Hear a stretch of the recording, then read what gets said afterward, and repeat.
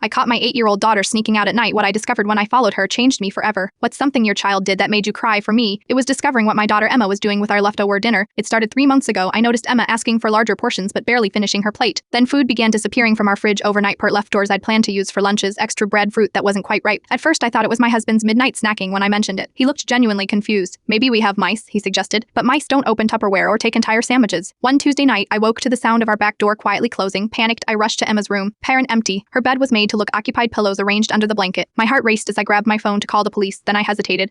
Emma was responsible, mature for her age. There had to be an explanation. I slipped on shoes and followed the beam of a small flashlight bobbing down our street. Emma was still in her pajamas, carrying a backpack that looked too heavy for her small frame. Instead of calling out, I stayed back watching as she walked 4 blocks to the small park near our neighborhood. At that hour, nearly midnight, the park should have been empty. A woman sat on a bench with 2 small children, a boy about 6 and a girl maybe 4, both asleep against her. The woman looked exhausted, her clothes worn but clean. When she saw Emma, her face showed both relief and shame. I brought spaghetti tonight, Emma whispered, unzipping her backpack, and some apples and bread. The woman touched Emma's hand. You are an angel, but your parents, they don't know, Emma said quickly. It's okay, we have plenty. I stood frozen behind a tree, watching my daughter carefully transfer our leftovers into containers the woman had brought. Emma then pulled out one of her own sweaters and a small blanket from her room. It's getting colder at night, she explained. The woman's eyes filled with tears. Stace outgrew her coat. I've been trying to save for one, but the rent increase. I'll bring one, Emma promised. My cousin gave me her old one. It's too small for me. I couldn't watch anymore without revealing myself. I retreated home, sitting in the dark kitchen until Emma returned 15 minutes later. She carefully locked the door and tiptoed back to her room. The next morning I casually asked, sleep well? She nodded, avoiding my eyes.